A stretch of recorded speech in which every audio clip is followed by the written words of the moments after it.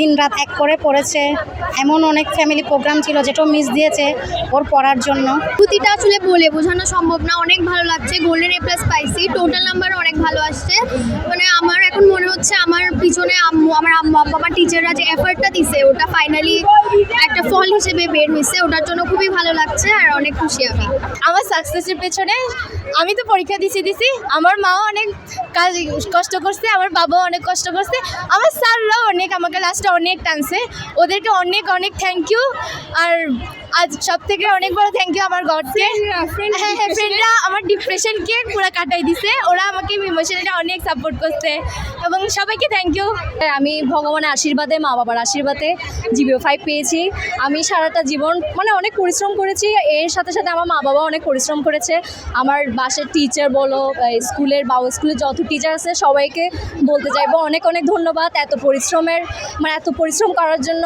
আমি যে GPA 5 পেয়েছি ওদের জন্যই পেয়েছি, আমি একা কখনোই করতে পারতাম না। আর ফ্রেন্ড তো আছে, আমার ফ্রেন্ডের সাপোর্টের জন্য পেয়েছি। আমার ফ্রেন্ড একটা দাঁড়িয়ে আছে, আমি ওকে অনেক সাপোর্ট করেছে আমাকে, আমি মানে বলার বাইরে। আমি খারাপ করলেও আমাকে সবসময় বলতো আমি পাবো, একদিন না একদিন আমি ঠিকই GPA 5 পাবো। বলতে গেলে অর্ধেক ক্রেডিট ওরও আছে, আমার মা বাবারও আছে।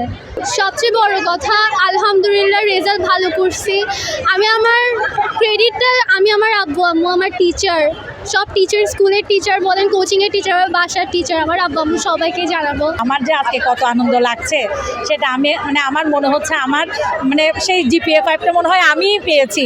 আমার এত আনন্দ লাগছে, আমার আনন্দটা আমি ভাষায় প্রকাশ করতে পারছি না। সবার প্রথমে আল্লাহর কাছে লাখ লাখ শুক্রিয়া যে আমার মেয়ে এত ভালো একটা রেজাল্ট করেছে। আমার স্বপ্ন ছিল যে আমার মেয়ে গোল্ডেন পাবে, বিশ্বাস ছিল, কারণ আমার মেয়ে অনেক কষ্ট করেছে। ও দিন রাত এক করে পড়েছে। এমন অনেক ফ্যামিলি প্রোগ্রাম ছিল যেটাও মিস দিয়েছে ওর পড়ার জন্য। এমন সময় ছিল ওর এক্সামের সময় আমি ছিলাম না, বাট ওর পড়াটা ঠিকই শেষ করেছে। ওর স্কুলের টিচার, ওর কোচিংয়ের টিচার, আমি অনেক কথা শুনেছি যে কোচিং কেন করাতে হবে বা বাসায় টিচার কেন রেখেছি।